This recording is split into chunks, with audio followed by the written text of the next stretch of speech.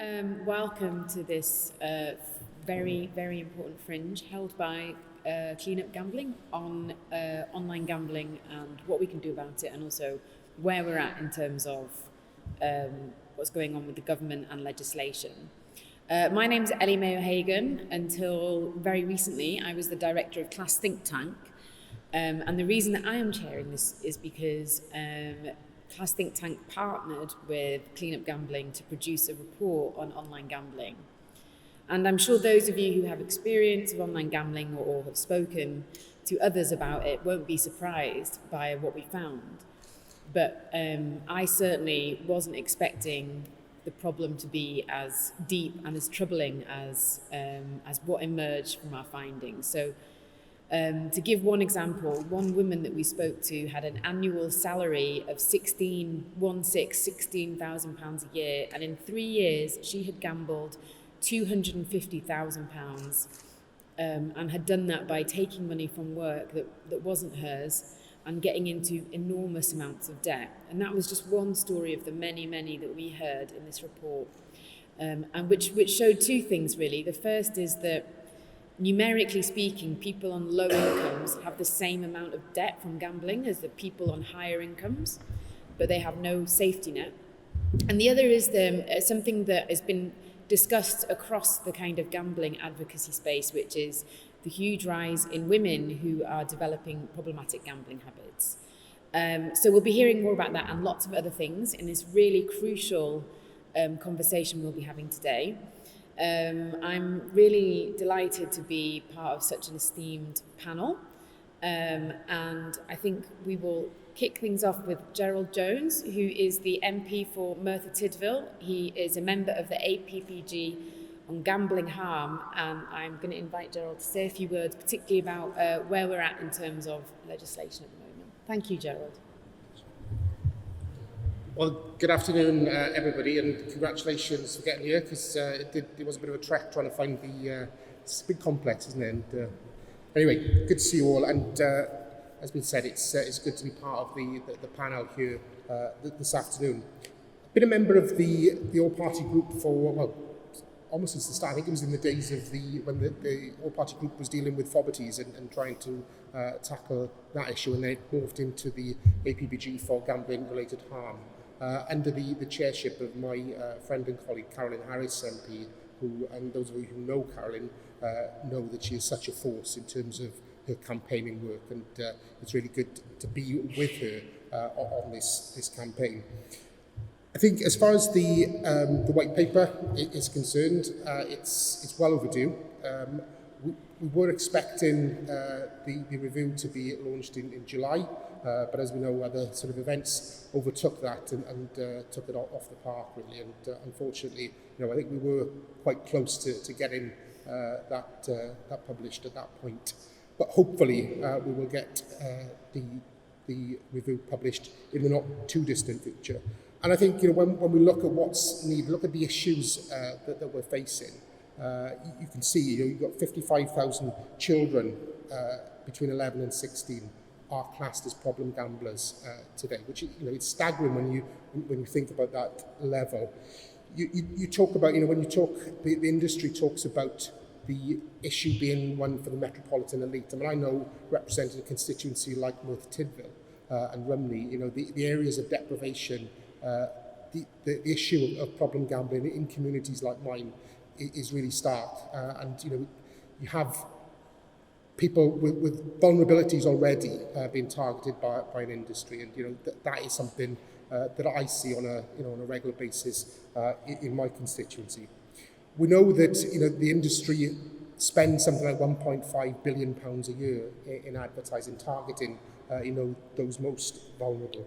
And we also know on the flip side that the NHS has got a bill around £1.2 billion in terms of tackling harm. And that's just in England. When you look at the whole of the UK, obviously the figures are much worse.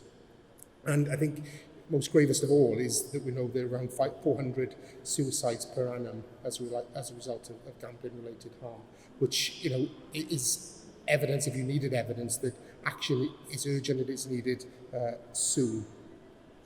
The APPG has continued to shine a light on this work for many months. You know that the big asks in terms of the review is the statutory state levy, the affordability checks, which are so crucial, the limits for online gambling, because we know that online is an absolute, it's a minefield in terms of the ability to sort of lose a lot of money in a very short space of time, whereas there has been more sort of regulation in terms of online, and there has to be some parity there. And obviously a ban on advertising and looking at an ombudsman in terms of the gambling industry, and somebody who's independent as well, because I think that's that's going to be absolutely crucial as we go forward. Because at the end of the day, this is about saving lives and protecting children and vulnerable people as we go forward.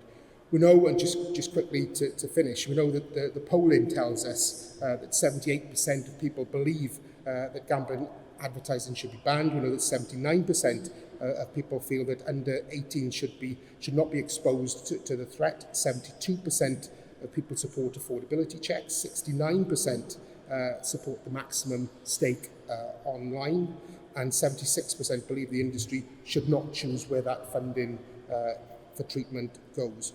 So the evidence is there.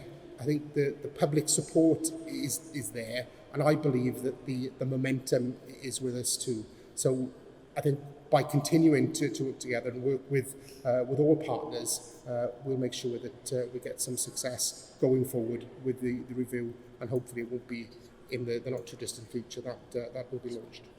Thanks very much. Thank you. That was a great contribution, because it was to time and full of important information. These are the two things that I really like about contributions. So I'm going to bring Heather Wardle in now, who is a researcher specialising in gambling and gambling policy for the University of Glasgow. So over to you. Thanks. Hi, can everyone hear me okay? Thanks. So thank you very much for inviting me to come here to talk on this panel today. Obviously, a few months ago, when I was invited first, I thought we were going to be in a very different place from where we find ourselves. This idea of, the Gambling Act review is out, what should Labour's response be? So instead, what I've done is had a bit of a think about, what, in my opinion, should we be really driving for if and when this review ever sees the light of day? And what are the aspects that perhaps would make it less successful if we don't see those things being addressed? So, if we just go back to what the Gambling Act review was intended to do, there was much talk about this, revising these analogue laws for the digital age. And implicit in that is the recognition that the industry is different, it's moved on, it's digital first, it's online, it is big tech. Now, it's absolutely crucial for us to recognise, and for the Gambling Act to recognise, the Gambling Act review to recognise, this is the nature of the industry and the businesses and the business practices that we'll be dealing with going forward. I think there's often still a bit of a sense of a kind of a 20th century sentiment sometimes when you think about gambling. The kind of the elderly gent with a paper tucked under his arm going off to the bookies for the day, or the women getting together in the bingo. And those people undoubtedly still exist, but they are not the future of the gambling industry, and they are absolutely certainly not where the money is being made. So we have to fundamentally recognise that when we're talking about the gambling industry going forward, we are talking about big data companies. So the product might be the gambling product, but data is the oil that runs the machine. And when you think of things this way, you then start to look at all the practices that gambling companies use, which are very like many other big online company practices.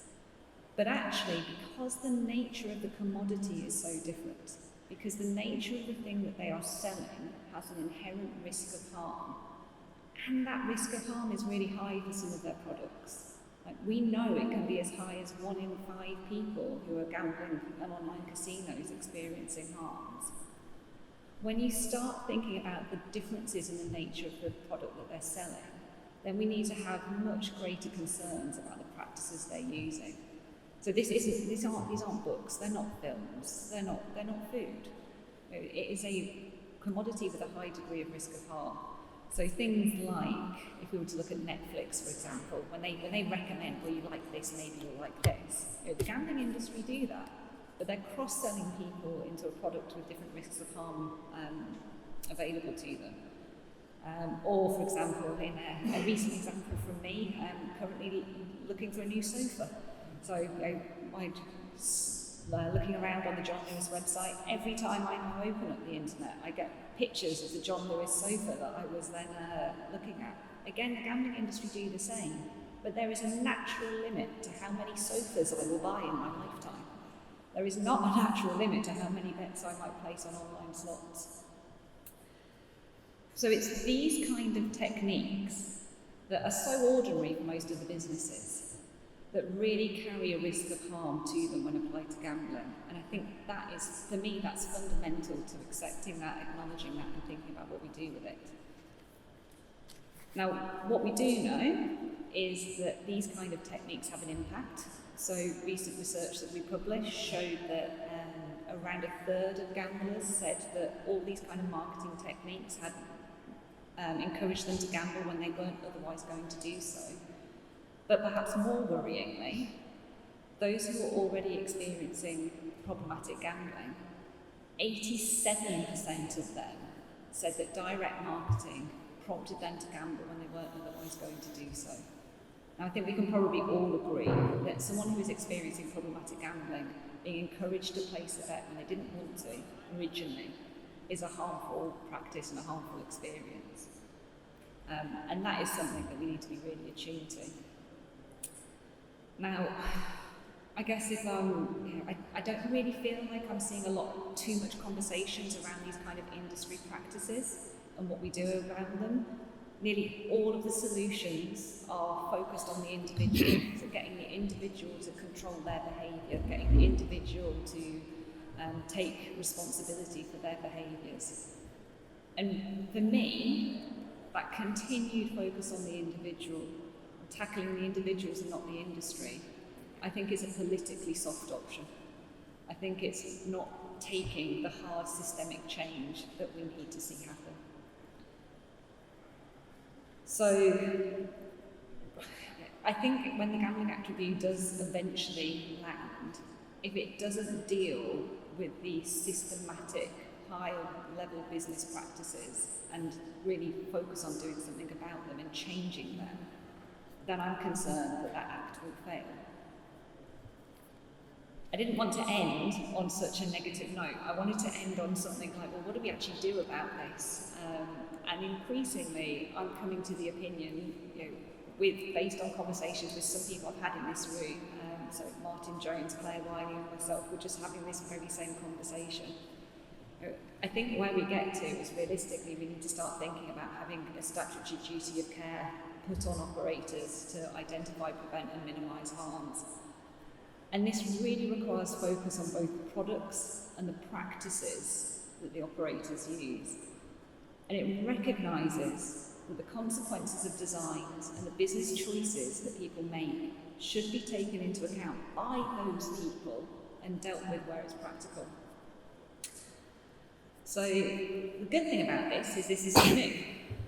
This is written into English common law and it's applied across many of the different types of services and commodities. And it's not new to the Department of Culture, Media and Sport either, because they've been having the self-same conversations about online harms. And to sum up, I just wanted to read out a paragraph that some excellent scholars have written around online harms. So Woods and Perrin wrote that the platforms which affect user behaviours reflect choices made by the people who create and manage them. And those who make those choices should be responsible for at least the reasonably foreseeable risk of those choices. The onus is on the industry, the onus is on the creators, the onus is on the people who implement those practices. And that's what I think should be applied to gambling. Thank you. That was a really strong and clear contribution. It made me feel a bit like I wanted to go out and campaign. And just to add as well, from some of the things you said really resonated with me from the paper that we produced with online gambling, with Clean Up Gambling. One was that, so we did a lot of interviews with people recovering from gambling addictions. So in terms of what you said about big data, what we found was that people were becoming increasingly socially isolated because they couldn't use any form of social media or even look at their phones because they were constantly getting bombarded with advertising and text messages from gambling companies saying, why you haven't put a bet in a while, why don't you put a bet on?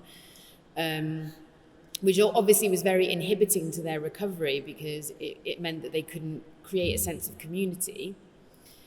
And then the other thing that you mentioned about the onus being on the individual currently. So we did 18 in-depth interviews, and I think there was only 1 or 2 people out of all of those interviews that we could realistically say had sort of got a hold of their addiction and had decided to do something about it. Everybody else was trying to recover because they'd reached the end of the road in terms of the capital that they had available to them to gamble. So it wasn't that they'd naturally decided, this is really harming me, I need to get some help. It was that they had reached the end of their credit line and they were in such a state of desperation and despair that they had to seek help and advice to get out of it. And it's my feeling that for most of those people, if they'd have been given another line of credit, they would have gambled it. So the idea that the onus is on individuals is just completely out of touch with the reality of what people are experiencing. So in what we've seen in our research. So thank you so much for that. And next we have James Noyes, who is a senior fellow at the Social Market Foundation. Over to you, James. Thanks, Ellie. Good to see everyone here. I'd like to talk a little bit about how we got here today in terms of the white paper, whether that paper's going to be published or not. And if you read the Sunday Times this morning, there's an intimation it's going to get canned along with the rest of the so-called war on the nanny state, obesity strategy, online safety legislation, and so on. And talk a little bit about the context that we now find ourselves in today. There's been a lot of antagonistic language used over recent months by the gambling industry and its lobbyists, including parliamentarians who are either beneficiaries of gifts from the industry or who are even on the industry's payroll. There's been a lot of antagonistic language used by them about the policy proposals being put forward for reform. Proposals such as a statutory levy to fund the research, education and treatment of gambling-related harm, or stake limits for online casino products, or better ways of looking after customers, including but not limited to checks on behaviour and affordability. Every time one of these ideas is proposed, the individuals and the organisations calling for reform are labelled by the industry and its supporters as a tiny minority who have a dislike of gambling, do not understand gambling, who are prohibitionists. This language has become highly politicised, with the industry talking about the nanny state, taking away individual liberties, and even, deeply irresponsibly in my view, talking about gambling reform in terms of a culture war.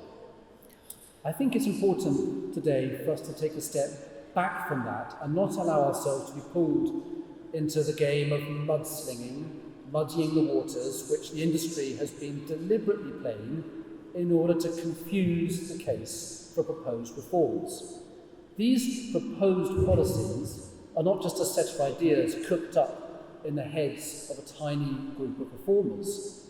The reforms that we are discussing today are not prohibitionist. They're actually included in the terms of reference of the consultation that has preceded the white paper. Some of them have also been examined by the regulator.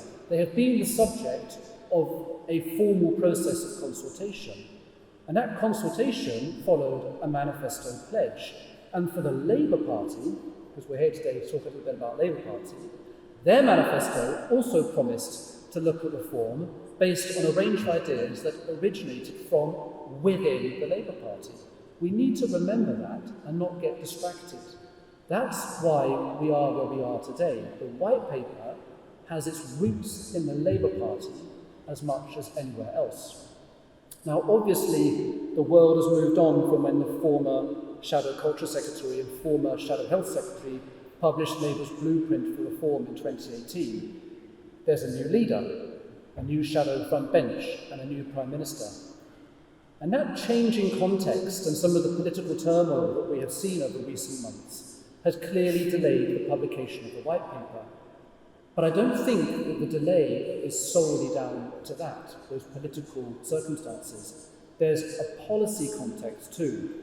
The reform of gambling is highly complex stuff. It requires a knowledge of many different specialisms, and a degree of intellectual gymnastics to bring it all together.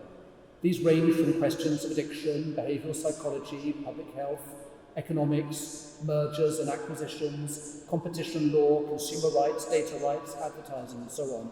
And each of these various topics will relate not just to a different specialism, but also a different regulator. The Gambling Commission, the ASA, the FCA, the ICO, it's highly complex and highly interconnected. And those civil servants who've spent the last 2 years writing the white paper have had the unenviable task of trying to provide a coherent roadmap which makes sense of all this. And I think that complexity is as much why things have taken so long as all the talk of politics and personalities who might or might not be pulling the strings behind the scenes. As an aside, on the question of all the different regulatory spheres of influence which connect to gambling reform, some of you might be aware that for other regulators, that is the ICO, the FCA, Ofcom, and the CMA, the Competent Markets Authority, they're all part of something called the Digital Regulation Cooperation Forum, which was established to ensure a greater level of competition between those regulators of online platforms and achieved a joined-up approach. My view is that it's essential the Gambling Commission is invited to become part of that forum so it can work more coherently on these questions with its regulatory counterparts as an equal partner. Now, the other context we find ourselves in is the new economic reality following the appointment of Liz Truss as Prime Minister. Everyone in this room will be familiar with the Chancellor's mini-budget, which has prioritised investment and growth and taken some controversial steps through tax cuts and borrowing in a hope to encourage investment and make that growth happen. I think that we need to do some thinking about what that actually means when it comes to gambling, which is, in many ways, and Heather touched on this in her presentation, economically speaking, quite an unusual sector, which does not behave as other industries do within the wider economy in terms of their business model. We're not talking about the manufacturing of microchips in Newport or the production of automobiles in Sunderland. Of course, there is an economic ecosystem which surrounds the gambling industry of software developers and compliance lawyers and third-party customer data tools and providers. But at the heart of that, the core activity of the industry is the extraction of money from someone in an essentially adversarial relationship of win or lose. The nature of that transactional relationship is fundamentally different from other sectors within the economy. When that money is taken, nothing is given back. That money is not spent as would happen in other parts of the economy. It is staked, it is wagered, and it has to be lost in order for the gambling operator to make a profit. Profit in that industry is dependent on loss. So when the BGC talk about backing Britain's new growth strategy, what does that actually mean? What does it mean to grow that industry, to have an ambition for growth in that sector?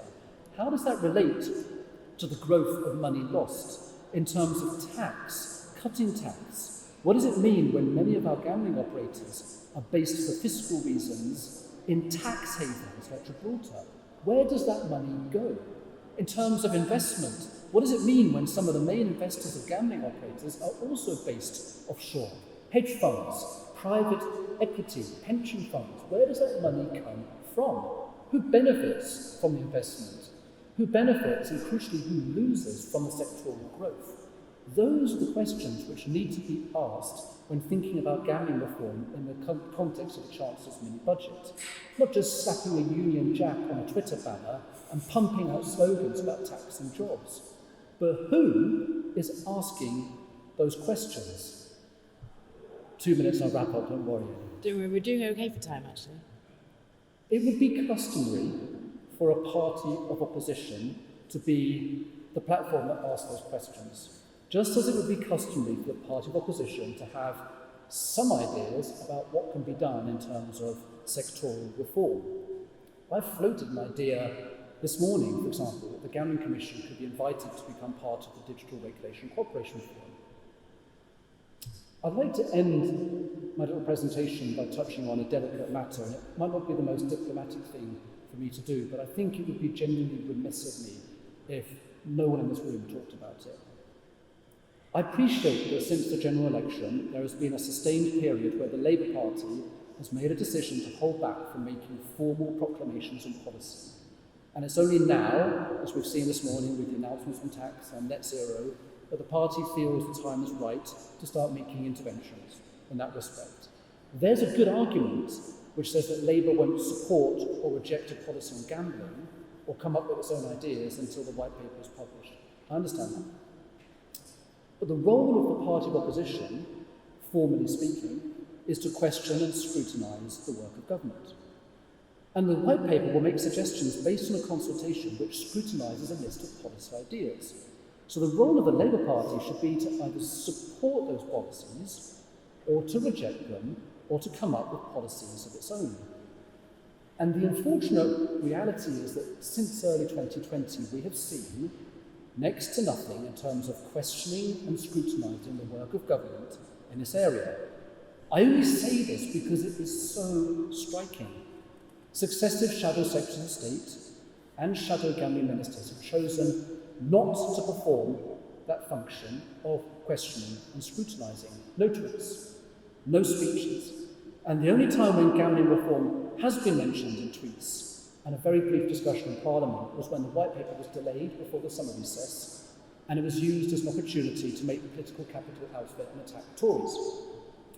For the last 2 years, it's been left to the Labour members of the all-party parliamentary group on gambling-related harm to carry the torch and make the case for reform. It's been quite striking, and some of us are trying to make sense of why it's happened. Is it part of a more general moratorium on policy announcements since the general election? Is it because the party is waiting for the white paper to be published? Is the party no longer pro-reform? Is the party dropping the policies that it held right up to its last manifesto? Is it, and this is a concern that's been raised by journalists, not by me, that individuals within the party who ordinarily should be scrutinising the government in terms of gambling reform and upholding the party's own policies stop doing so because of relationships with former parliamentary colleagues who now lobby for the gambling industry? I don't have the answer, but I do know this. The party cannot continue to say nothing about gambling when the white paper is either going to be published soon with a framework for new regulatory practice or proposals for new legislation, or, if the Sunday Times is correct in what it says this morning, it's going to be canned by the new Libertarian administration. And that's why I'll end now on a positive note. I was delighted to see a few days ago the shadow gambling minister write a letter to her counterpart in government, stating on Twitter that we all know the industry is in need of reform, congratulating the minister for his reappointment and saying the white paper cannot be delayed anymore, as well as pointing to the need for better regulation and the costs of addiction. That was a really positive moment, a really positive step forward. And I very much hope it's a springboard for talking about this issue more within the Labour Party, talking about the white paper and talking about the policies, a statutory levy, stake levies, affordability checks, limits to advertising, an ombudsman, and a new framework for better, tighter, and more proactive regulation. Thank you.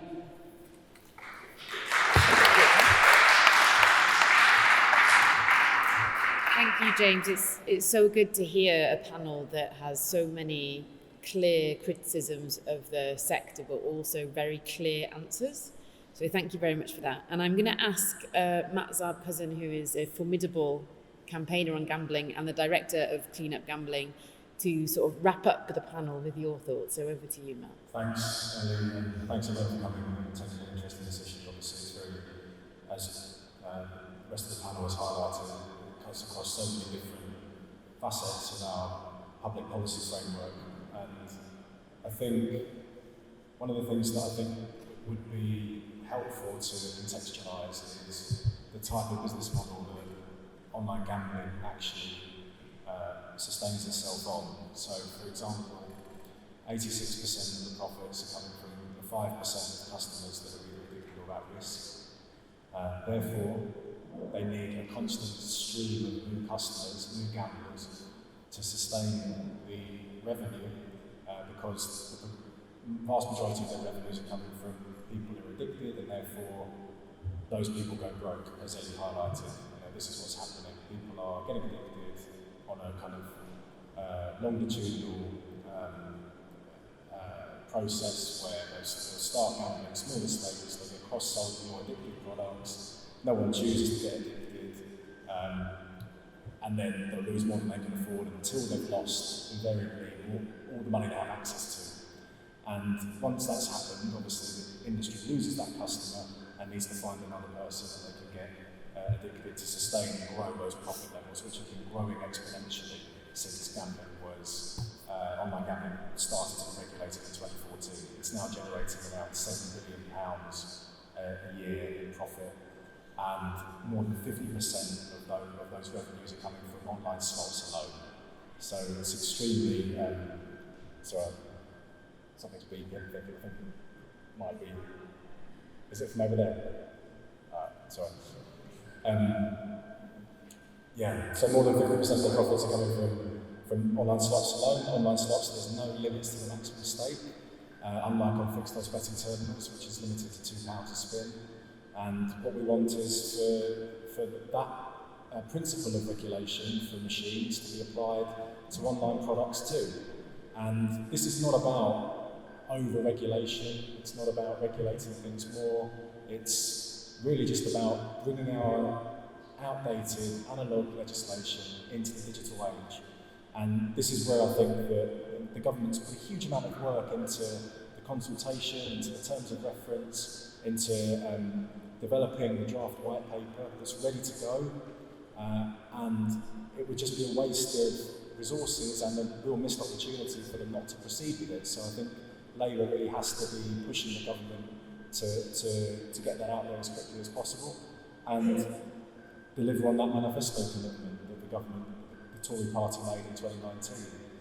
I think as well, one of the points that Heather made about big data and looking at the industry in that context and through that prism, I think it's some of the work that we've done with Clean Up Gambling and with the AWO and Crack Labs, which is data rights organisations, has sought to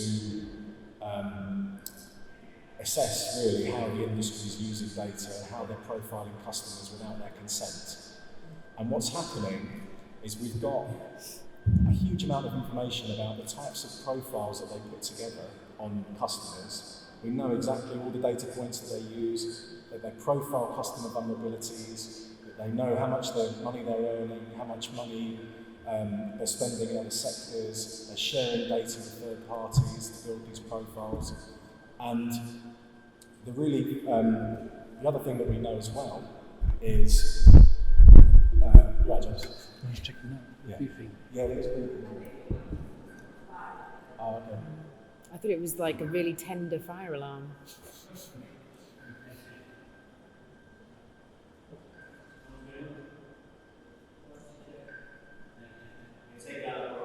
Yeah, right.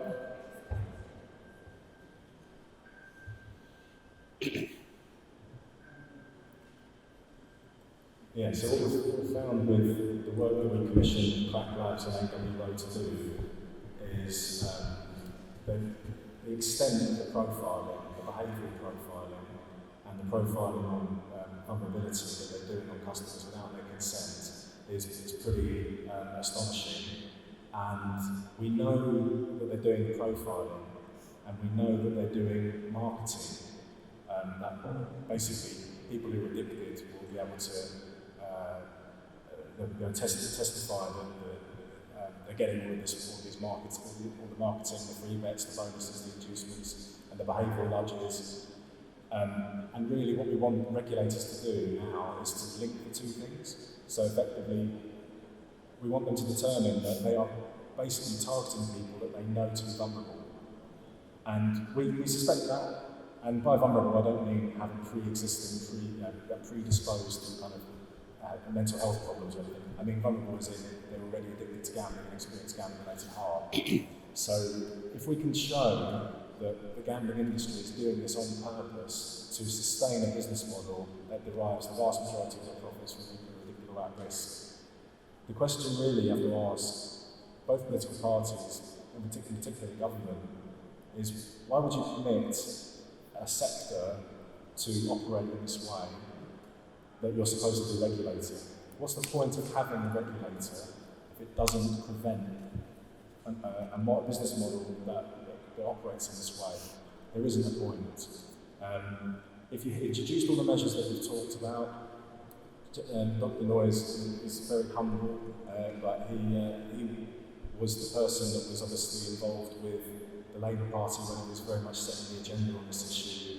2018-2019, he was Tom Watson's policy lead on gambling when he was the Secretary of State, Shadow Secretary of State at DCMS. And since then, James from the Social Market Foundation put forward lots of proposals, one of which is affordability checks that should take place when someone loses more than £100 in a month. Now, this would still, £100 in a month, only impact fewer than 10% of gamblers. So that's the spread of, if you factor in like how much disposable income people have, even £100 a month threshold only impacts on 10% of gamblers. And it's much, much easier and much, much more effective to focus on prevention rather than trying to cure people of gambling addiction, the investment, the resources that are required to treat people, and also the fact that once people are addicted and experiencing harm and in that cycle of loss chasing, they invariably will gamble until they've got nothing left. So prevention is so important, and implementing those affordability checks and affordability limits, obviously depending on the means of an individual, will prevent the harms that arise from gambling and therefore prevent gambling addiction in the long term. It will impact the industry's profits in the short term, and that's why they're lobbying against it. But actually it could make for a more sustainable sector in the long term. If you've got more people gambling, because fewer people are going broke, but they're gambling less and they're gambling longer term and they're not experiencing harm, that's actually a sort of gambling sector, low stakes, entertainment-based, genuinely entertainment-based gambling sector that really, I think will have the sort of public consent it doesn't currently have. And that's not prohibitionist. That's actually saying we think gambling, online gambling, should be legal and regulated because the alternative is it's unregulated and no one's protected. But it's saying that, okay, if we're going to allow it, what kind of sector do we want? What kind of sector should we try to develop through regulation? And the industry, frankly, has not been at the table having that conversation. It's been willy-waving, talking about the nanny state and freedom, and frankly not engaging properly with the substance of a very, very important topic that is ultimately leading to deaths. 400 gambling-related suicides a year. So I would suggest that they come to the table and start engaging like adults.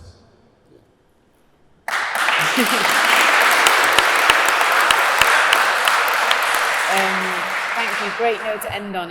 And in terms of what you said, so just to add some stuff to that from our paper. So first of all, every single person we spoke to lost their money through chasing losses, eventually. And also we found that particularly with women, there was a gateway into gambling, which is that they would watch bingo adverts on daytime TV, because they're the only gambling adverts that are illegal before the watershed. So then they would start playing bingo, and then they would get other gambling products advertised to them, and then they would go on to the high-risk products. And these products are designed to be addictive. They do something funny to your brain, in the same way that other things that give you a big dopamine hit do. And we found that some of the women that we were speaking to, they would start gambling at 6 p.m, and then it would get to 7 a.m, and they'd lost all their money, and they, like one woman lost £1,000 overnight, and that was within 2 weeks of her first bet ever. So these products are designed to be addictive, and what we found as well is that when people try and exit gambling, they are wooed by the industry back in. So they're given lots of free spins, they're bombarded with text messages constantly. One woman was getting hampers, a Radley handbag, cash, getting invited to be a VIP. So the idea that this can be dealt with by treating the problem when it happens, or that this is something that people can take responsible for, totally ignores the fact that the gambling industry has set itself up to draw people in, to force them into addiction, and then to make it very, very hard for them to